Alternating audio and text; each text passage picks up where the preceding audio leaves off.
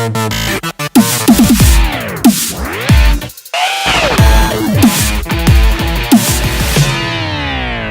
back to That Stupid Podcast. Rev here.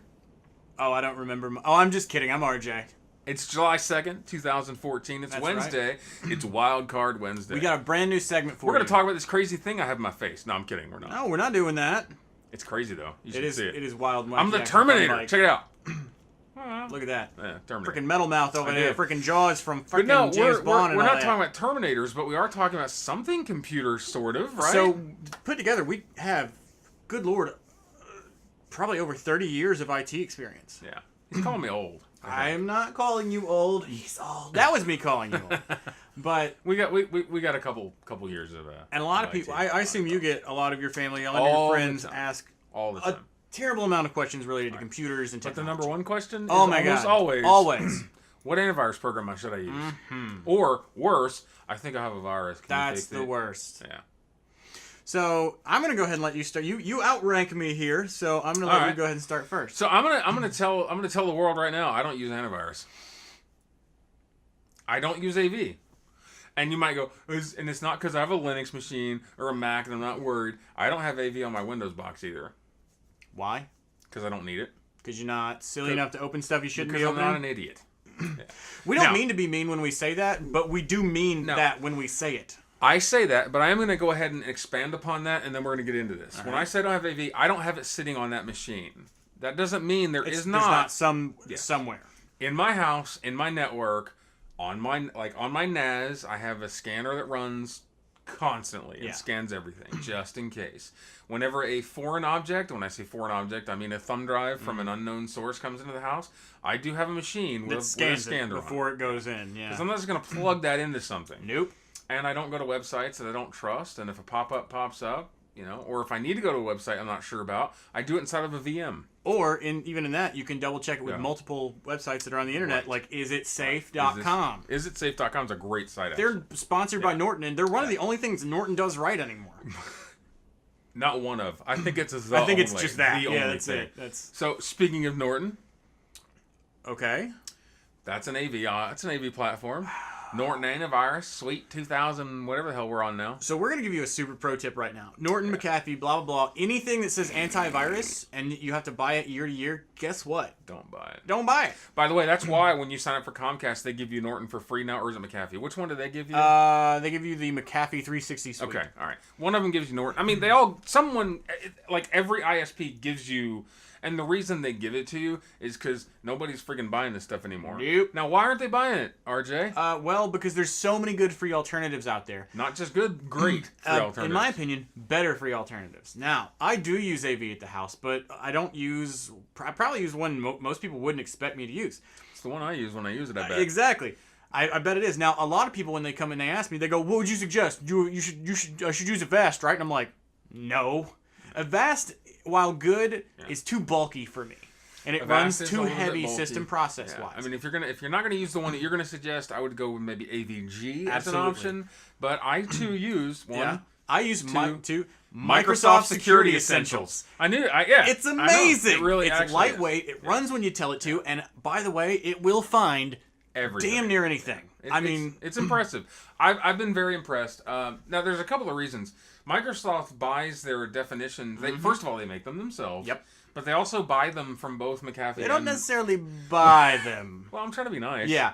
Basically, Microsoft made a cool deal back in the day with McAfee and Norton that said, hey, you want to keep putting your stuff on our stuff? Fine. Don't pay us any money. We don't want any money. We want access to your definition files. Yeah. And that's what they love. Yeah, sure, maybe they're a little bit... They're not like the day of up to date, but a couple days later, boom, they're out there.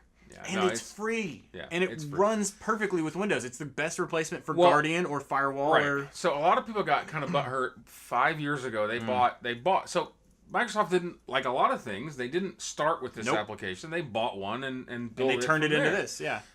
So they bought. Oh my God! I cannot believe it just popped out of my head. It was the M1, right? No, I can't remember off the top of my head either. Wow. But either way, Microsoft bought one that we both talked about, and a friend of ours talked about, and we all really enjoyed. Yeah, I mean, and it just kind of disappeared one day. It disappeared. And then all of a sudden, Microsoft... It wasn't a Security Essentials. It was actually... So there was a platform called Microsoft OneCare. You guys may remember that one. That was their forte into something to buy. Yeah, and that was a retail. It was not very good. It didn't go very well. It was not very good. But a lot of people bought it. Well, the only reason I used it was because I was on the beta. Yep. I would not have, however, paid for that application. I was not happy. And then when they realized they were A, not going to make much money, and B, people didn't want to pay for antivirus anymore, they shifted that whole platform, kind of killed it off, went back to the bare minimum. And then basically added it as a feature for Windows and Windows users specifically to go, yeah, we know it sucks to buy this copy of Windows license and this license for Windows, but if you do, you never have to pay for antivirus again. Because they'd already had Windows Defender, which actually wasn't that bad. I mean, it was pretty good. And they took that, and they took the AV, and they slapped them together, and it works. Security Essentials is what we ended up with. It works. It's very lightweight. Now, when we talk about lightweight, what do we mean? It basically means that it's not system intensive. When you run antivirus programs, it will slow your computer down. If you're trying to do anything while running a scan, good luck. Right. I mean, and this is true not just in consumer use, but in the enterprise too. You know, when we have to watch when we do scans. We have to watch what we scan. I can't do that during the middle of the day when everybody's working. Absolutely not. I have especially on things like search servers, index devices that just, I mean, oh my God. You got read and write times that you have to consider, because if I go run that, I'm killing network bandwidth and I'm killing your actual physical machine. Right. So when we say lightweight, we mean it's not going to do that as much. No, I mean, it'll still slow it down. Right. Okay, my laptop is 4 years old. I can still run a scan and do stuff on the internet while I'm doing it. It's not super crazy fast. But on the flip side, what's worse is when companies like Norton and McAfee started making changes about 6 or 7 years ago to the way they do AV, and they started adding these suite applications. Features you don't need. They were features you didn't need, but what made it worse is now it's not just that you're slow when you're scanning. You're slow all the time. All the time. Because there's 1,000 processes running in the background, and they're gooey. Terrible. Ugh, it's so huge, it's bulky, and it's got image files that are super crazy high res, just in case. Right. Because, it needs to look pretty on your IPS display. I just need a box that tells me what's going on. Yeah. Which is exactly what Security Essentials pretty much. Now, it's got a few pretty graphics, but but two. For the most part, it's, ooh, the bar's shiny. Right. Oh, this turned yellow and red. It's literally, it's coded for red light, green light, yellow light. You can't miss it. Yeah, exactly. So, now, with that, we're not just here to talk about what antivirus program you should use. No. Although we both suggest Microsoft Security Essentials. We also suggest AVG, because I know I would suggest AVG as well. And the reason I got into that as a second one is because people sometimes they don't want the Microsoft solution because it's the Microsoft solution. So like, if you're anti-Microsoft, AVG works. AVG. And I got a year free of AVG when I got my AMD their Pro version, my AMD processor or whatever. No, when he says that, you don't have to pay for AVG. Generally, computer parts. If you're a business.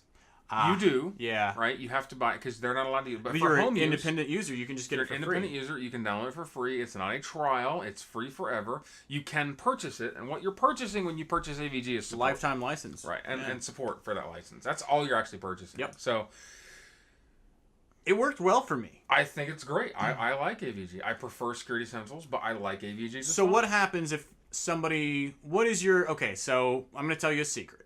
Yeah. Every IT support person worth their salt has what I like to call the cocktail. When somebody comes to us and they tell us, I think my computer has a virus, or my computer does have a virus. Right. Everybody, for some reason, I think everybody goes, what program would you assume? And I'm like, what program or what programs with an S? Because there's never in my life been one program I've just been able to run and walk away from a computer and be good.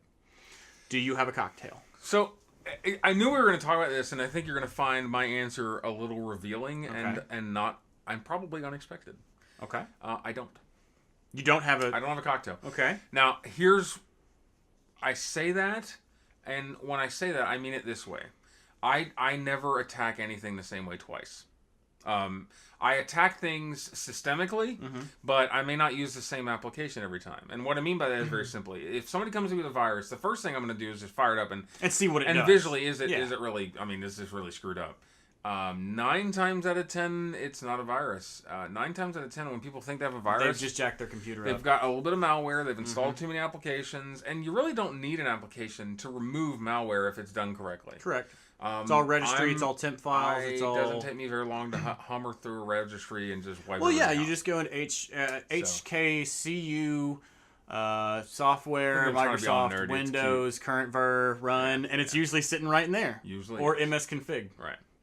So For the lazy people out there. So that's me. Now, with that said, yes, I have a Linux distro CD that I run. You got a live CD. I have a live CD that I will fire up into a machine, because quite frankly, sometimes you need it. Yeah, absolutely, especially if you're doing data retrieval. I also have a Windows PE CD. Okay. So the Windows PE or Windows pre-installation environments, what we use to install Windows, you can, under the right circumstances, fix run basically Windows on live, like a live OS from, and I have a couple of them that I use for fixing different things. I have some disk doctors on them, and some AV and a couple other things. So. Well, I do have a cocktail, and it's not necessarily always the same cocktail every time. But for the most part, this is what I run, and I do this as a business. I mean, I go to people's houses because there's one person that I can't wait to wipe off the map, and that's Geek Squad. And I'm going to tell you a Geek Squad secret. Uh-oh. Because I've known people who work at Geek Squad, and I almost worked at Geek Squad before I realized that they're a bunch of terrible people for the most part. They pull files off your computer. They don't really do much to you, and they charge you $250 a pop. Yeah. They will. The chances are they run this exact formulaic down to the thing. Rkill, CCleaner, actually Rkill, combo fix, malware, CCleaner. Yeah. And sometimes CCleaner needs to be ran multiple times just for the registry cleaner. Yes, it does. Because it will, if you have a registry key, it'll go out there and re-download the files and pull it back down. And safe mode. And this is stuff that I can usually run in 1 to 2 hours. Mm-hmm. And I charge so much less than Geek Squad does. And I go to people's houses to do this. Geek Squad will hold your computer ransom for like a week. Trying to save humanity one computer at a time. I really am. I'm just trying to save people money and have them realize that you don't have to pay an arm and a leg to get your crap fixed. Fortunately, I don't do that anymore. Oh, yeah. I like the extra money. That's why I do. I like extra money. I just don't like doing that anymore. Well, I don't get paid for the podcast yet. So. I say that like you do. Yeah, I was going to say, what are you talking about? Either way, I mean, that's from us. I mean, that's my cocktail. That's... Now, from the cocktails and the tools, and those are some good tools, really what I wanted to do with this segment, post this, is just take a couple of minutes and let's talk some common sense. Don't open zip files. Unless you know what that zip file is, don't open it. An attachment. Don't open any attachment if you don't know what it is. When you get an email from your bankofamerica.ch. Right. If you get an email that says something along the lines that your Netflix account is expired or your credit card needs to be updated or whatever, either go to the website by hand, don't click the link in the email, or call them. Mm-hmm. Odds are it's not true. And if it is true, or do a chat. But if it is true, guess what? They'll take care of it over the phone. Yes, but they will. You initiate that using the methods that you're already familiar with. Mm-hmm. Don't click the links in those emails. No. So that's the first thing. The second thing is, and I see this all the time. I see this all the freaking time. My Facebook account got hacked. I'm sorry. First of all, your Facebook account didn't get hacked. Nope. FYI. You gave somebody your password probably. So when you click, and in fact you maybe didn't. When you click on a link in Facebook that goes to an external website. Or one of their internal apps. Apps is this. That's very important because have you ever logged into Facebook through another application?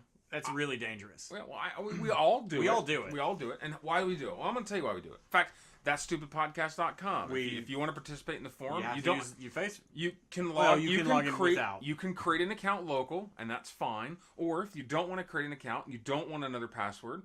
I've created an application that allows you to log in with Facebook. It's very simple. I don't know your Facebook password, by the way. No, it's through their. We don't get it because API. you don't actually log into us, and that's why I said you didn't give your password to anyone. But here's what can happen. So if I was nefarious, and I'm not, but let's just say I am, and you used my login to our forum, and there's always that question that comes up second. Mm-hmm. Would you like this account to post on your behalf? And most people, without reading that, just click OK. And we can do whatever we want. Well, and in some cases, you want it to do that. You want your Instagram to automatically post your Facebook wall. Then you're going to say, allow Instagram to do that. You want the game that you're playing, your Candy Crush game, to tell people that... I just beat this level and got a mad high score, son. Or Angry Birds or whatever. So you're used to telling things to do that. Or you're on Match.com and you want people... Tell people on Facebook how lonely and sad you are. Right. Well, the problem is, if you're so used to doing that and you click a link that does that for you, your Facebook account didn't get hacked. They're just using the token you've already granted to do whatever they want. So here's a little bit of advice. And I gave this to my mother recently because she was... do not allow. I saw a post on my mom's account recently, and I called her. I picked up the phone, and I was like, Mom, what the fuck? Language! Yeah. So my mom said, what? Oh, it's just people at work. She's retired. She'd stopped into work. She logged in, checked her Facebook, forgot to log out. Which, which by the way, that happened recently to a guy who burglared a house. Yeah. So if you're going to steal somebody's house. Don't log into Facebook to post selfies while robbing people. Yeah, and then stay logged in. So she said, and it was, by the way, the post was very harmless. It was, I wish I was still working. I hate that I'm retired. I miss all my coworkers. It was cutesy. Oh, it's so cute. I was pissed. I was livid. Because it could have been way worse. Yeah. And you have access to people's so much of people's stuff in their life by having access to their Facebook. So I want you all to do something that I do about once a week. I think you do it about once a week or log out of every. There's a nice feature in Facebook. If you click that little lock icon and you go down to see more settings, when you go to see more settings, there's a privacy section. And in the privacy section, there's two things I want you to know about. One is the trusted browsers. Yep. Trusted browsers, anytime you log into a phone application or even the Facebook app for your iPad, actually, it saves that as me a an email. I get a text. Okay. I use it, but yes, whatever the method is, you can get a notification, and you can trust that. I trust my Mac. I trust my thing. And you put a name for them. I name them. But once a week, I log out of everything. And you can do that. You can detrust everything, and then once a month, I completely reset all my connections. I reset all the trusts, everything.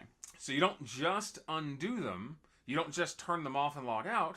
You actually kill them all. Yep. And once you do that, it kicks you out of everything. It kicks them out of everything. So even if you forgot to log out of that Facebook account when you're at your friend's house, you're logged out now. All right. So that's the first thing. And the second thing, and we're going to wrap it up at this. Yeah, I was going to say we need to wrap it up on this part. Take this same thought everywhere you go on the Absolutely. Internet. I hate to break it to you, but when you're on the internet thinking everything is innocent and cool, it's not. No. It's not. 95% of the time, the internet's really out to get you. Just take the right precautions. I told you how to do on Facebook. Almost every site that you deal with, there are incognito browsing options. There are things you can do that don't mean that you're a drug dealer or some crazy guy trying to hide your browsing. You don't want people to have your cookie information. Exactly. So browse safely. Have fun.